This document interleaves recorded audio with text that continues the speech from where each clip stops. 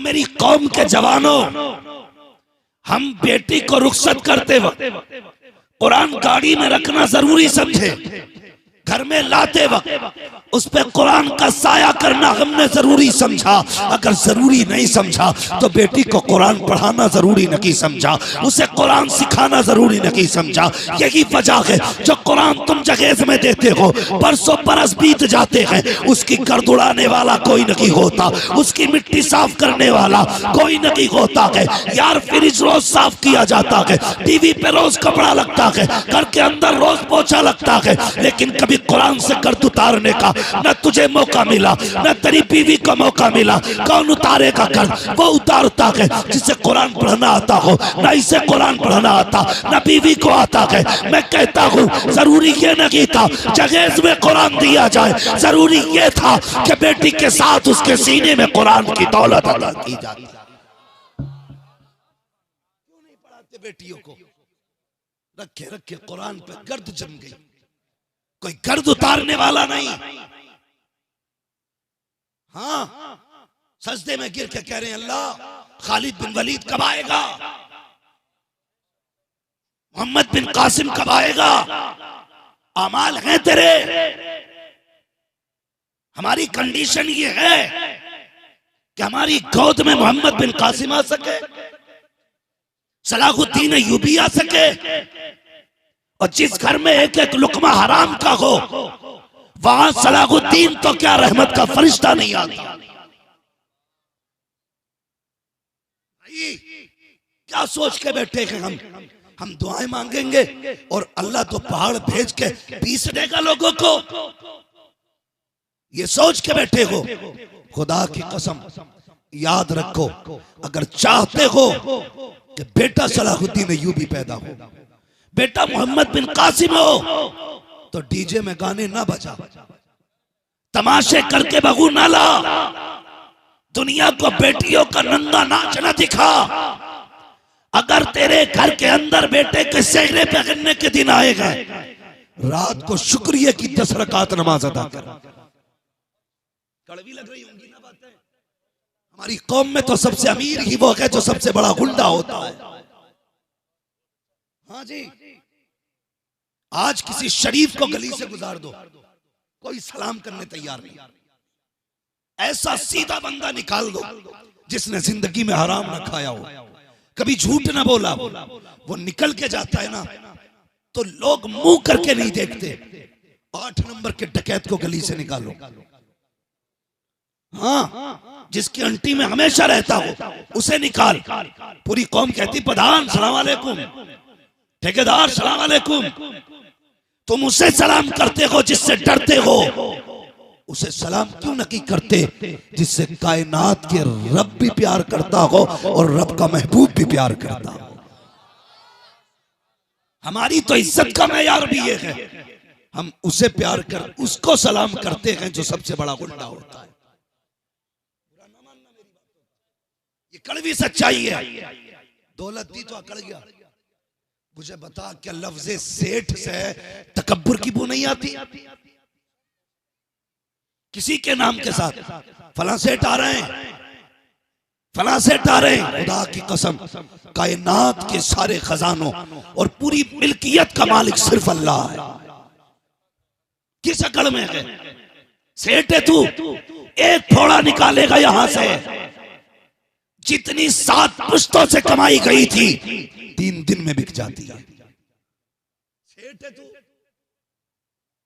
अमीर है तू, दौलत वाला है, इज्जत वाला है। नहीं, खुदा की कसम दौलतों का मालिक भी वो है, इज्जतों का मालिक भी वो है।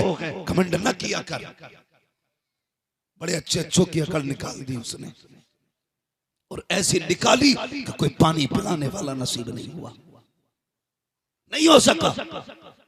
आज डीजे बजता गैरत होती है, हमें शर्म आती है। एक होता है इनफरादी गुनाह, एक होता है इज्तिमाई गुनाह।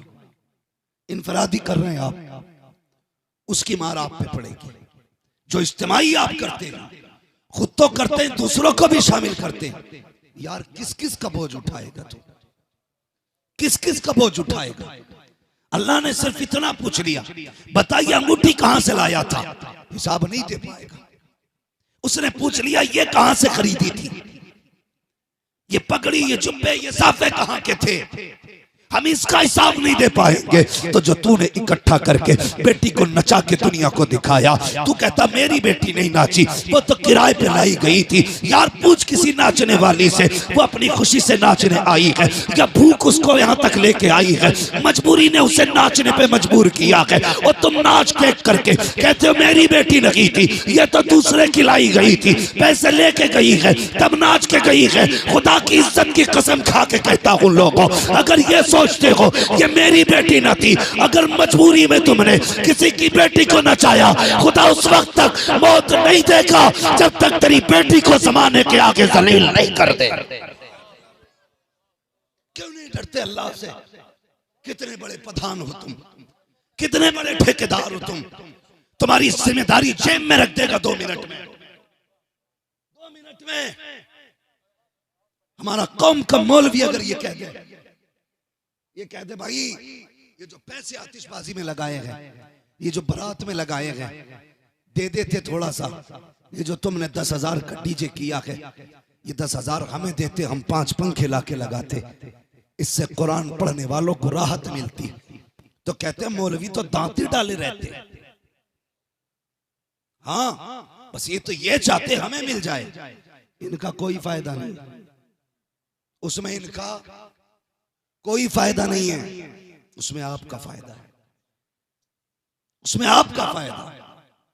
लेकिन हजरत जी औरतें भी कम नहीं है, 7 दिन पहले से ढोल बजना शुरू होता है, 7 दिन पहले से ताबड़तोड़ चल रही है। इससे रमजान में कहती तरावी पढ़ ले तो कह रही थी टांगों से खड़ा ही ना हुआ जाता। 7 दिन हो गए ढोलक बज रहा, 3 घंटे खड़े होकर देखती है, उंगली में दर्द नहीं, बुढ़ापे में ठुमके लगा रही है, कमर में दर्द नहीं। औरत तू है, तुझे औरत कहते हैं, इसे औरत नहीं कहते। आ तुझे बताऊं औरत किसे कहते हैं।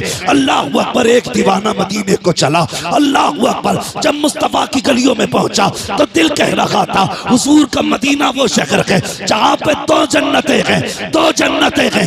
एक जन्नत अल्लाह अकबर वो है जहां पे सहाबा दफन है, दूसरी जन्नत वो है जहां पे मुस्तफा दफन है। कहते ये दिल में सोच के जा रहा था, जैसी मैं कब्रिस्तान से मदीने के गुजरा, मैंने एक औरत को देखा जो दीवानी लग रही थी, लोग उसको भीख देते जा रहे थे। मैंने दिल में कहा था कि हुजूर के शहर में 2 जन्नतें हैं, उलमा ने 2 बताई हैं। अल्लाह अकबर, कहते ये सोच के गुजरा, उस औरत ने आवाज दी ए फला जरा करीब आ। अल्लाह अकबर, मैंने सोचा दीवानी है, बुला रखी होगी, मजसूब है, बुला रखी होगी। कहते गैरत की इंतहा न रखी, जब मैं करीब पहुंचा तो जो मैंने दिल में सोचा था उसे पता लग गया। उसने कहा तू कहता है यहाँ 2 जन्नतें हैं, आँख खोल के देख, हुजूर का पूरा मदीना की जन्नत बना हुआ।